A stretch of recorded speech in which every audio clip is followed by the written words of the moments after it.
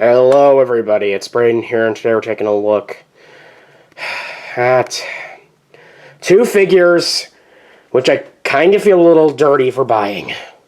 These are the Geoworld Jurassic Hunters, Velociraptor, and Brachiosaurus. So before I go into this basically, the reason I'm reviewing these two figures together is they came in a 2-pack. These guys both came together. The store, Prehistoric, I was at, had a ton of these guys everywhere. Basically, every shelf had these friggin' things on it. Like, I went over to one shelf. I found a bunch of these guys singular, but I decided to buy these two because I decided a 2-pack would be more worth it than to buy two figures separately, because a 2-pack was only $20. Both the singles were $15. So if I had bought them both on their own, that would have been $30 down the drain, whereas this is only $15 down the drain. Or $20, bleh. You can see I'm not very good at managing money. But, I've never reviewed a Geoworld figure on this show, and I knew eventually that time would have to come, but I'd kind of been hoping it would never have to come. I'd kind of been hoping that I would, stop hoarding these before I had to review a Geoworld figure, but I guess... See? Even talking about them causes me to go into a coughing fit. Would cause me to... Okay, I really should explain what's so bad about Geoworld. Geoworld is an Italian company headed by, his name is Stefano something, I think, but he's known in this line as Dr. Steve Hunters. The Jurassic Hunters line is basically just that, a line of plastic dinosaurs.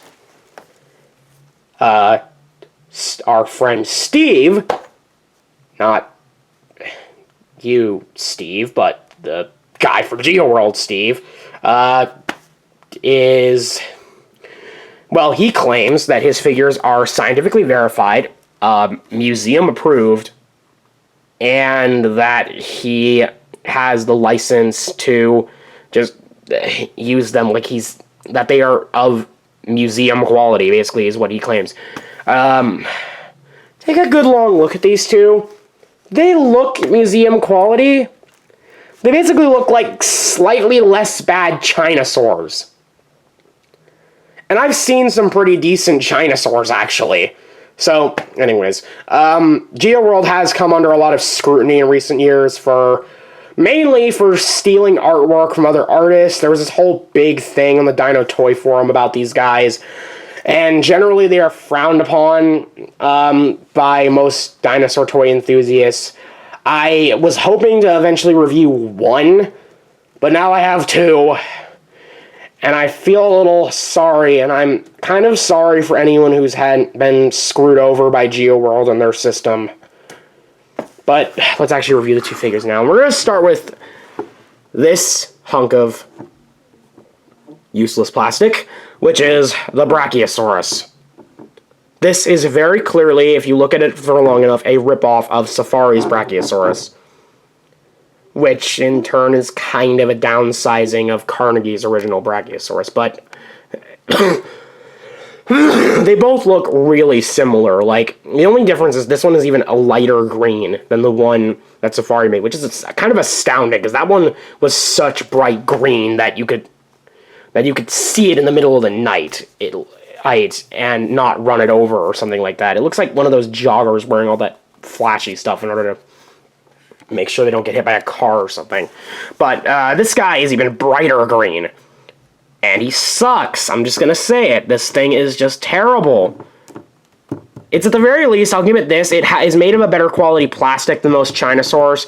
And the one scientific improvement, this one actually has one thing better. The nostrils are in the right place.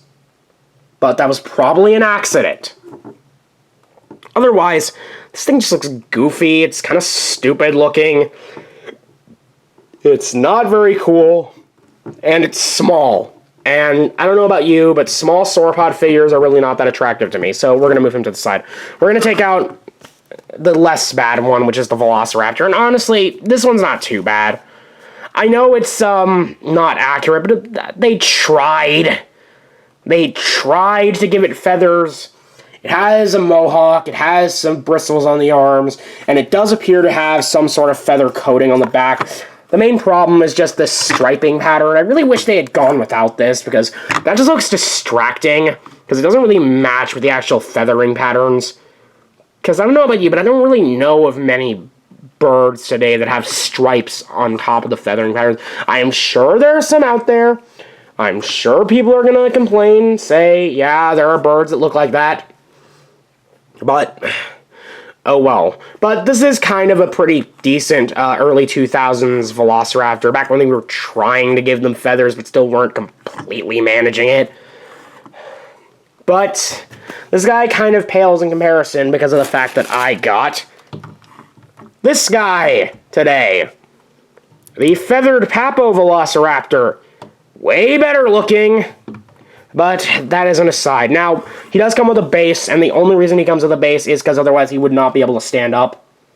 But that ain't no collect-a-base. That is basically just they molded a piece of plastic, they put some rock pattern onto it, and then they just called it a day. So, would I buy Geoworld figures? I personally wouldn't. Again, I personally wouldn't buy any more. But if you actually do want to collect these guys, be my guest. I don't really care for them.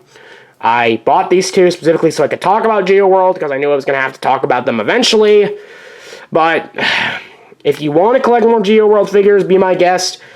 If not, stay away and stay very far away.